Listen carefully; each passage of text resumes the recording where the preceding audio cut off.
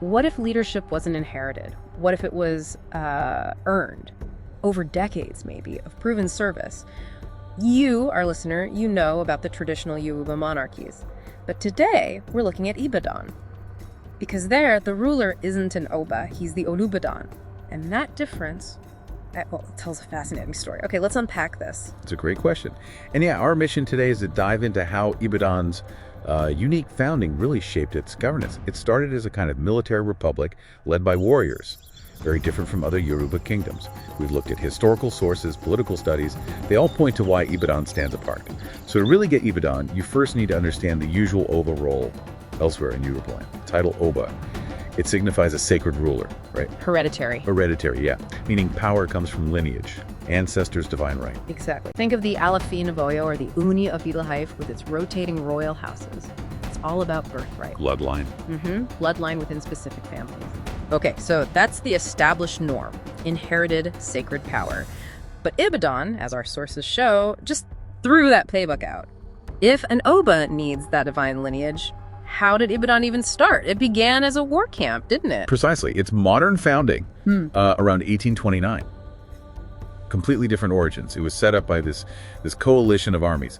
Victors from If, Ijebu, Oyo. So multiple groups, not one single royal dynasty. Right. And that mixed warrior-led beginning meant they had to create something new. A military republic, you called it? Yeah, essentially. A system based on merit. In Ibadan, honor was not inherited. It was seized with blood, with fire, with courage. On capability, to stop power struggles between the founding groups. It was a direct challenge to those dynastic systems built on descent from, say, Oduduwa. Which makes sense then that the early Ibadan rulers weren't even called Oba. They used the title Bail, right? Which means village head. That's right, a much lower rank initially. Okay. But that didn't last forever. The title Olubadan, meaning Lord of Ibadan, that came later, officially adopted in 1936. During British colonial rule, interesting timing. Very strategic. It was a political move, really. It let Ibadan assert its power, its regional influence, but without having to adopt the whole hereditary Oba tradition. It signaled authority earned, not inherited. Okay, and here's where it gets really interesting for me. This meritocratic system, it's unique because the Olubadan title, it's non-hereditary. It's open to any male indigene of Ibadan. And there are two distinct paths or lines to the top. The Balogan line, that's the military. Yes, military.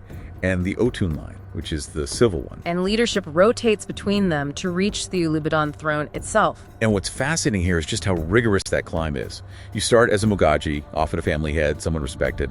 Then you enter one of the lines at the very bottom rung, Juggin, like a junior chief. Okay. And from there, you have to climb. What is it? 22 ranks on the civil side, 23 on the military. 23 ranks. That must take decades. Decades, exactly. It's an incredibly long, demanding process. Think about that. Wow. So this systematic approach, it's transparent. Everyone knows the path. It ensures the Obadan is always someone with deep experience, known by the community, respected. Absolutely. It creates what some call royal predictability. Royal predictability. Meaning? Meaning everyone knows who's likely next in line, based on their progress up the ladder. It minimizes succession disputes, because legitimacy comes from that proven service, that climb, not just birth. So capability and service valued over inherited status. That seems quite radical for the time and place. It was a profound departure from Yoruba norms, and it arguably brought a certain kind of stability. You have to imagine the kind of person who makes it through that decades-long process. The experience, the respect earned. So boiling it all down, what does this mean? The Olubadan title isn't just a name. It's proof of Ibadan's unique republican roots, its merit-based system. It really shows how a city's origins can fundamentally shape its political identity, doesn't it? It really does. And it raises a pretty big question, I think. When you look at Ibadan's model, this centuries-old system of earned leadership, this predictability built over decades, what lessons could modern governance systems, maybe even corporate structures, learn from it? This idea of ascending power through proven long-term service. That's a great thought to leave people with. So for you listening, what stands out most to you about this deep dive into Ibadan's incredible history?